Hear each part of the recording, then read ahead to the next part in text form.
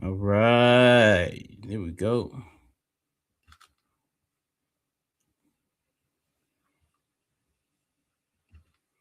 So, yo, real talk. I got, man, it's been a minute. But what I want to talk to y'all today about is you remember when you got in trouble as a kid for talking too much? I was looking at my report card the other day from back when I was in high school, right? And when I was in high school, I did a lot of talking. And when I did a lot of talking, I mean a lot. I was the person who got in trouble for talking in class. I mean, you name it, I got in trouble for it. And the crazy part about all that was I didn't see anything wrong about it back then. However, I guess because of the fact that I was being disobedient, those things. But yeah, that's understandable. But also in the same breath, it was like, what harm am I causing? Literally, I know I was distracting other kids, but when you were a kid, you don't think about that. But you wasn't thinking about being harmful. I say that to say, now that I'm an adult and I like talking, and I do that also, that's part of the ways where I earn income. I was operating in my youth. I was operating in my beginning. I was operating in the thing that God had placed inside of me. And what's funny is, as kids, we developed a lot of things that we didn't realize was a skill. Think about it when you had talk back to a teacher. Some at the time, yeah, as a kid, you're debating your authority. But the word debate is used in the political climate very so often. Also, when you were told that you're a little ringleader, the word leader literally means a person who could take somebody from one place to the other. However, we didn't look at that as a kid. As a kid, we just thought that we were being disciplined or told something that we were doing that wasn't supposed to be. So I say this: when you talk to these kids, man, encourage them. Say, hey, look, I see that you're talking a lot, but there's a time and a place for everything. Turn on your phone on your break and go ahead and start talking to your friends. Why? Because if you can garner enough attention, then guess what? You eventually gonna have yourself an audience. And when you have yourself an audience, that could be a platform for you to be able to use for good, bad, monetary gains whatsoever. Um, and to spin it like this, I went and saw the Michael Jackson movie, right? Michael was amazing, right? So this, if you haven't seen it, turn away because it's a spoiler alert. What I'm about to tell you. And I noticed when he was a kid, he debated Joe, but he got a spanking for it.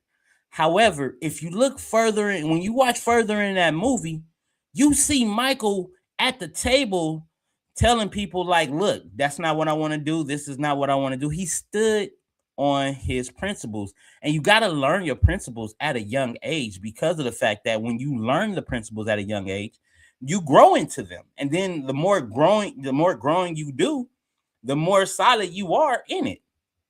Michael was literally told he had everybody in the boardroom except for one guy to leave. And guess what he did?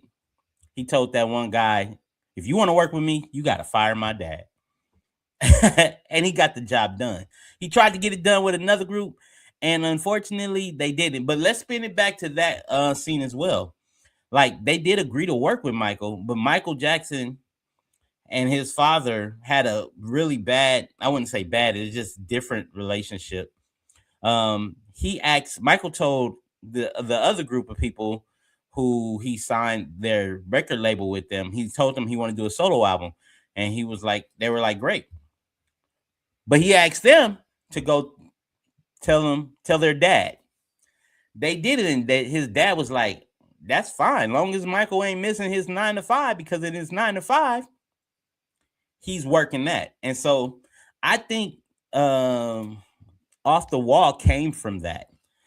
They never really said that on there, but the reason why I say that is because Michael Jackson was a kid, and from 9 to 5, he was working for his dad. But from 5 to 9, he was able to put out the best content or the best music, the best creation of that time in that industry with what they had. So As a kid, yes, he was a little bit distraught as far as like debating, and he learned it. There's a scene where he's behind the scenes, he looking at the dancers' feet, and he's like, "Wow, I'm a mimicking that." And then when he goes to sing, he can't even stop moving his feet because the rhythm is all through his body, which is amazing. However, he understood discipline, even though he didn't like the way he was being disciplined. But he understood it. So, because I got notes, and when I mean I got notes, this movie was so amazing. I got to go see it twice. But the first time I saw it, I was there for entertainment. But the second time I'm go see it, I'm gonna be there for studying, because Michael Jackson is that he should be studied. And I grew up in the 80s, so all this stuff that I seen, I kind of knew, but now the seeing it behind the scenes, but oh my God, Antoine Fuqua and team, y'all did a great job. All right. Um, when he was a kid and when he got stature and notoriety, he was famous, right? But he knew, you know what I'm saying? What's going on, Breland? What's going on, Cordy Low Bubble? Mike did not he did not too much care for people who only wanted to see him as a star. They stared at him, they hugged him, and all that stuff. And he understood the time and place, because as he got older, when he was in the toy store, all the people kept running up to him like, "Hey Michael, hey Michael," and he just took the time and started signing autographs. That's what a person of that stature and celebrity does, right? When he was injured from the Pepsi commercial, he went ahead and went to the burn. He was at the burn center, but while he was there, he was still visiting. Now, mind you, he was visiting people there before, and he understood the assignment. So when he was in there, when I say understood the assignment, Michael knew that he didn't really want to do that situation for Joe Jackson, but he still did it. And guess what? He donated all the money he was getting from Pepsi to that burn center, because he saw that the children and the people in there were underserved and they needed the money. And thank God that he saw that. And unfortunately, he had to see it as being a victim. But when you become a victim of something and you rise out of something, you have a responsibility in yourself to do something about that situation you overcame. So kudos to Michael Jackson for showing people how to rise up out of that situation. Okay. And so when he knew how big of an artist he was like, "Look, this music is not for black people or not for white people. It's for all people." And he was telling them, like, "Look, get my music on MTV." And you saw the guy who was like, "But Michael, we love you, but MTV doesn't play black music." He was like, "I'm the biggest artist in the country, almost the nation at that time." And guess what happened? He was able to get it done. So I say that to say this: all those young individuals that's out there, that's kind of like, especially to the teachers in the classroom and the people that are around the students and everything, you see these kids, yes, they have something inside of them, but they just don't have the direction.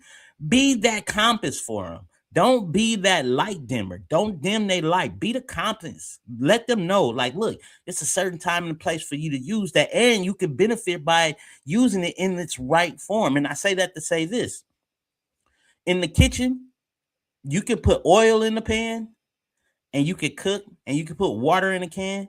I mean, in a pan, and you can boil, but you can't put them in there at the same time. Why? Oil and water don't mix. That's my time, y'all. It's your main man with the game plan, Corey Giovanni, and I'm out. Peace.